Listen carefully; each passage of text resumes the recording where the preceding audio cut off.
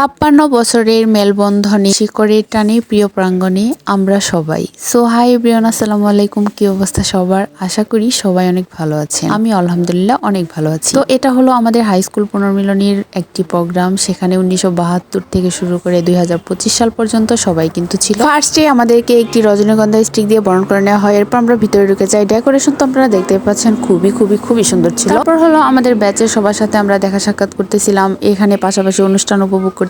এরপর হলো এখানে ব্যাচ ওয়াইজ আলাদা বক্তৃতা দিচ্ছিল, সব ব্যাচ থেকে একজন করে। তারপর সেগুলাই শুনতেছিলাম আর স্মৃতিচারণ করতেছিলাম। এরপর আমরা ঢং ঢং চিপস খাচ্ছি। এটা আমাদের ক্লাসমেট এইখানে কোম্পানিতে জব করে, ও আমাদের জন্য স্পেশালি নিয়ে এসছে। আসলে স্কুল জীবনের স্মৃতি যতই বলবো ততই কিন্তু কম হবে, আর এটা বলে শেষও করা যাবে না। এরপর হলো আমরা লাঞ্চের সময় হয়ে যায়, সেখানে লাঞ্চ করতে বসে যায়। আর এটা হলো কাচ্চি ভাইয়ের কাচ্চি দিয়েছিল। আর একটা মজার ব্যাপার হলো আমি, আমার শাশুড়ি এবং আমার আব্বু তিনজনই আমরা এই স্কুলের প্রাক্তন। গিফট আইটেমের মধ্যে প্রকাশনীর যে বইটা ছাপানো হয়েছে সেটার মধ্যে কিন্তু আমার একটা কবিতা প্রকাশ পেয়েছে।